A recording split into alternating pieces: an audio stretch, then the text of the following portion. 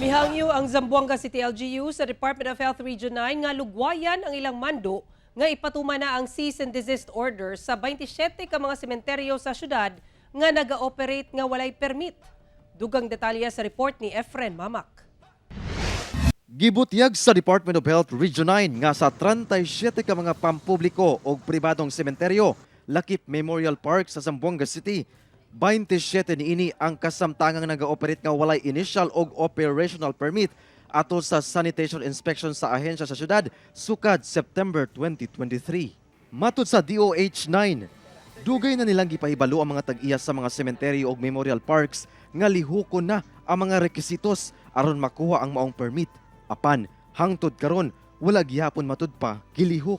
Hinungdan nga gimanduan na sa ahensya ang Zamboanga City LGU nga ipatuma na ang cease and desist order. Basically, the cease and desist order is basically an order issued by El Oficina de Amon to stop the operations of allowing interment in those identified cemeteries for the reason na nuay gana sila el mga requisito permit. No?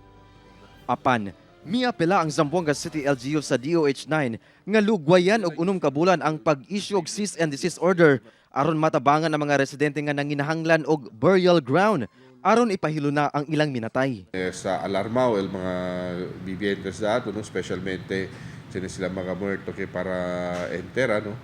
Hindi nga naman issue na burial permit, no? So, kung sa kita i-assess, yapili kita ko nila DOH ay konsiderasyon, no?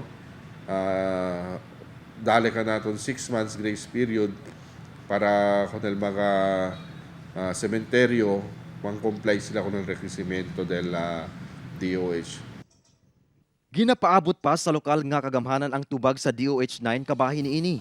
Sumala sa DOH-9, usa ka bulan lang ang kinahanglan aron makakuha og permit ang mga tag-iya sa sementeryo og memorial parks basta kumpleto lang sa rekisitos. Gani, matod sa ahensya, usa ka paagi aron paspas nga makakuha og initial og operational permit mao ang site suitability.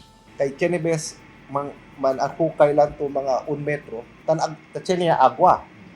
So we're saying the place is not suitable for interment. Kay once interatuli, prinsipya si man of course man bulok el cuerpo del gente, el tendency man contaminate al dito water table. Subay sa Presidential Decree No. 856 o Sanitation Code of the Philippines, posibleng mapasakaan og criminal case ang mga nanag-iya og mga sementeryo og memorial parks nga ga-operate nga walay initial og operational permit. Kauban si Sim Romero sa kamera.